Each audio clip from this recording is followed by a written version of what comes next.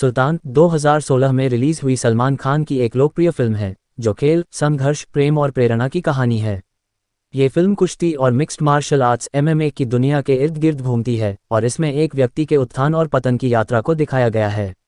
Film की कहानी हरियाणा के एक छोटे से गांव के पहलवान सुल्तान अली खान सलमान खान की है, जो अपने सपनों, प्यार और खुद को साबित करने के सफ़र में कई मोड़ों और चुनौतियों का सामना करता है। कहानी का सारांश। सुल्तान अली खान एक साधारण आदमी है जो अपने गांव में केबल ऑपरेटर का काम करता है और अपने दोस्तों के साथ एक सामान्य जिंदगी जीता है। उसे कुश्ती से कोई खास लगाव नहीं है, लेकिन जब वह आरफा अनुष्का शर्मा से मिलता है जो एक कुश्ती चैंपियन है, उसकी जिंदगी बदल जाती है। आरफा खुद एक महत्वाकांक्षी पहलवान है और उसका सपना है कि वह भारत के लिए ओलंपिक में स्वर्ण पदक जीते।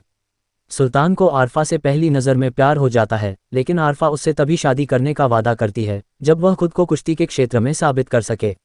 इसके बाद सुल्तान ने कुश्ती सीखने का निर्णय लिया और अपने गांव के अखाड़े में कठिन परिश्रम करना शुरू कर दिया।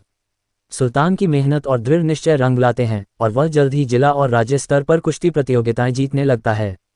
उसकी प्रसिद्धि बढ़ने लगती है और वह राष्ट्रीय स्तर पर अपना नाम बनाता है। अंततः वह अंतर्राष्ट्रीय प्रतियोगिताओं में भाग लेता है और भारत के लिए स्वर्ण पदक जीतता है। इस दौरान आरफा और सुल्तान की शादी हो जाती है और दोनों खुशहाल जीवन बिताने लगते हैं।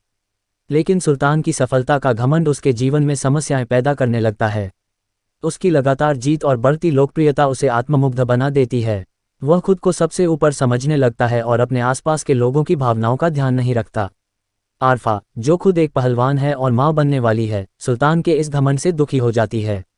एक महत्वपूर्ण टूर्नामेंट के दौरान आरफा को गर्भवती होने के कारण अपने सपने को छोड़ना पड़ता है और सुल्तान अपनी जिम्मेदारियों को नज़रअंदाज करता है।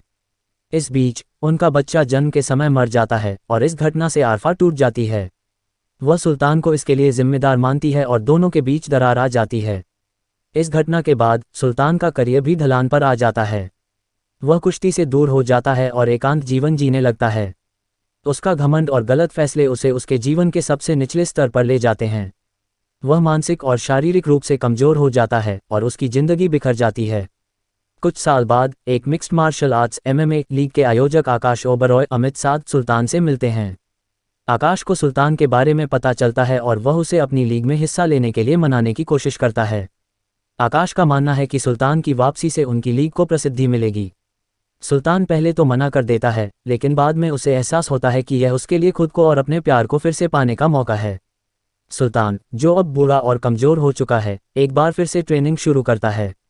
उसके इस सफ़र में कई मुश्किलें आती हैं, लेकिन वह हार मानने से इनकार कर देता है। उसकी दृढ़ता और समर्पण उसे फिर से उस मुकाम पर ले आते हैं जहां से उसने शुरुआत की थी। सुल्तान MMA के मुकाबलों में हिस्सा लेता है और अपनी ताकत और जुझारूपन से सभी को प्रभावित करता है।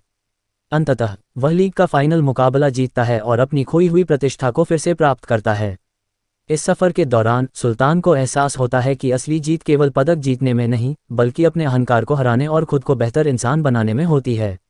फिल्म का अंत सुल्तान और आरफा के मिलन के साथ होता है।